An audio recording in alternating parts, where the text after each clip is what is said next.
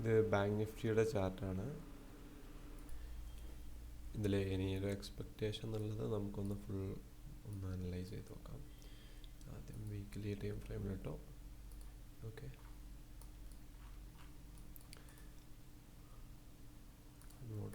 Launch ഒക്കെ remove ചെയ്ത് ഇനി ആവറേജ് പ്രൈസ് നമുക്ക് നടത്തണം. ഏറ്റവും ബെസ്റ്റ് ആവറേജ് പ്രൈസ് ലൈൻ വരുന്നത് ഇതാണ്. ഓക്കെ, ഇനി ഏറ്റവും ഡിസ്കൗണ്ട് ഏരിയാസ് അടുത്ത് നമുക്ക് വേണം. ഡിസ്കൗണ്ട് ഏരിയാസ് ഒരു ട്രെൻഡ് ലൈൻ വെച്ച് നോക്കുന്നതാണെങ്കിൽ ഇവിടെ ഒരു ബ്രേക്ക്ഔട്ട് പോയിൻ്റ് ഉണ്ട്.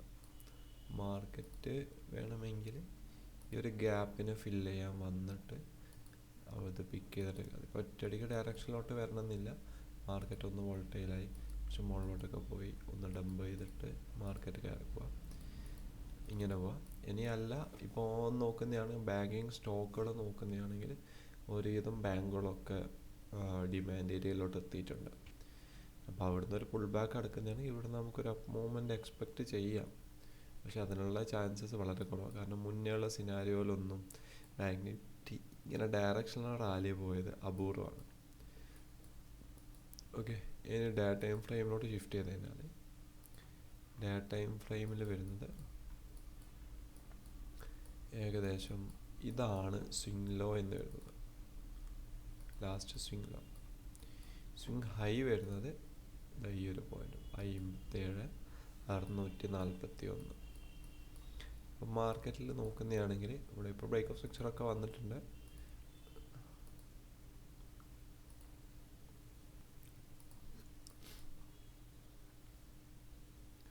അടുത്തൊരു ബ്രേക്ക് ഓഫ് സ്ട്രക്ചർ രീതിയായി കട്ട് ചെയ്തിട്ട് വേണം വരാൻ.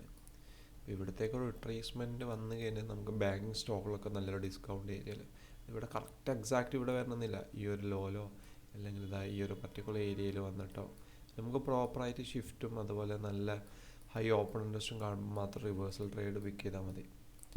ഓക്കെ, ഇനി ഇത് ലോവർ ടൈം ഫ്രെയിമിലോട്ട് പോകുന്ന സമയത്ത് കുറച്ച് നീക്കി വെക്കാം.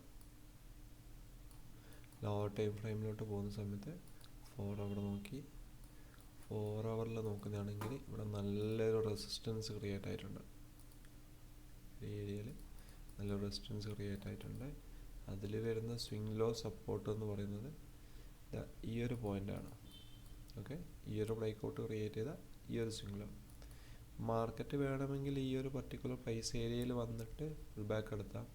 ഇനി അല്ലെങ്കിൽ കൂടുതൽ സാധ്യത എന്ന് പറയുന്നത് 57,000 ഈ ഒരു പോയിന്റിലോട്ട് ഈ ഒരു ഫെയർ വാല്യൂ ഗ്യാപ്പ് ഫില്ല് ചെയ്തിട്ട് മാർക്കറ്റിൽ അടുത്തൊരു ഡൗൺ സൈഡും. അത് കറക്റ്റ് എക്സാക്റ്റ് ഇങ്ങനെ വരണമെന്നില്ല. ഇപ്പോൾ വേണമെങ്കിൽ 1-2 ദിവസം ഇവിടെ പോയി നിന്ന് അടുത്ത ദിവസം ഗ്യാപ്പ് അപ്പിൽ ഓപ്പൺ ചെയ്തിട്ട് മാർക്കറ്റ് ഇങ്ങനെയും വീഴാം. അപ്പോൾ പ്രോപ്പർ കൺഫർമേഷൻസ് കിട്ടുമ്പോൾ മാത്രം ഇനി ട്രേഡ് എടുക്കലാണ് വേണ്ടുന്നത്.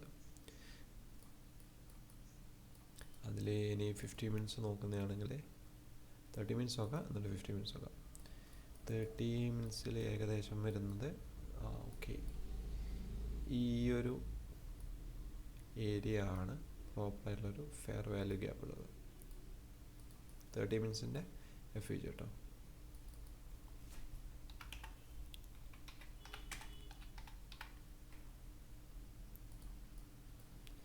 പിന്നെ വരുന്നത് എന്ന് പറയുന്നത് ഇവിടെ ഒരു ഫെയർ വാല്യൂ ഗ്യാപ്പ് ഉണ്ടായിരുന്നു. അത് മിക്കവാറും ഇവിടുന്ന് ഒരു മൊമെൻറ്റത്തിനുള്ള ചാൻസ് കുറവാണ്.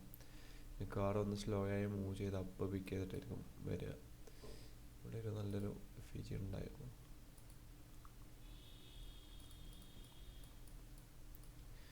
അവന് ഈ ഫിബിനാച്ചി വെച്ച് നോക്കിയാലും ഏകദേശം swing low to swing high ഏകദേശം 75% ഡിസ്കൗണ്ട് ഏരിയ, ഏറ്റവും നല്ല ഡിസ്കൗണ്ട് ഏരിയ തന്നെയാണ് ഈ 30 മിനിറ്റ്സിൻ്റെ ഫെയർ വാല്യൂ ഗ്യാപ്പ് വരുന്നത്.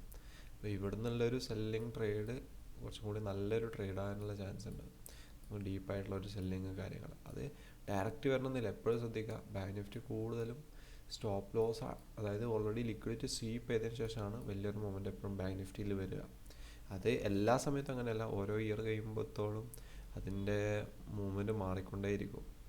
ഇപ്പോൾ വന്നത് ഇന്നലെയാണെങ്കിൽ ഹൈയസ്റ്റ് ഓപ്പൺ ഇൻട്രസ്റ്റ് 56,000 അവിടുന്ന് കൺഫർമേഷൻസ് എടുക്കാൻ പറ്റുന്നവർക്ക് ഈ ഒരു trend line breakout trade, okay trend line breakout trade അല്ലെങ്കിൽ ഹൈയസ്റ്റ് ഓപ്പൺ ഇൻട്രസ്റ്റ് സ്ട്രൈക്ക് എന്ന് പ്രോപ്പർ കൺഫർമേഷൻസ് കിട്ടണം. 56,000 ഇവിടുന്ന് പ്രോപ്പർ കൺഫർമേഷൻസ് എടുത്ത് നമുക്ക് അപ്പ് സൈഡിലോട്ടുള്ള ട്രേഡ് പ്ലേസ് ചെയ്യാം. അത്ര കൺഫർമേഷൻ വേണം. ഓക്കെ, മാർക്കറ്റ് ഇങ്ങനെ വീഴും എന്നുള്ള രീതിയിൽ. 50 മിനിറ്റ്സിലാണെങ്കിൽ ഇവിടെ ഒരു പ്രോപ്പറായിട്ടുള്ളൊരു ഓർഡർ ബ്ലോക്ക് ഉണ്ട്.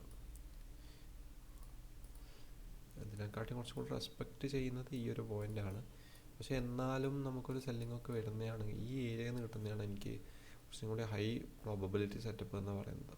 ഇനി ട്രെൻഡ് ഇനിയൊരു അപ്സൈഡ് കണ്ടിന്യൂ ചെയ്യുമോ എന്ന് ചോദിച്ചു കഴിഞ്ഞാൽ അതൊരു പക്ഷേ ഈ ഒരു ലോലോ അല്ലെ ഇവിടെ വന്നിട്ടുള്ള പ്രോപ്പർ ഒരു റിവേഴ്സൽ സ്ട്രക്ചർ കിട്ടിക്കഴിഞ്ഞാൽ അപ്സൈഡ് നോക്കുന്നതായിരിക്കും ബെറ്റർ.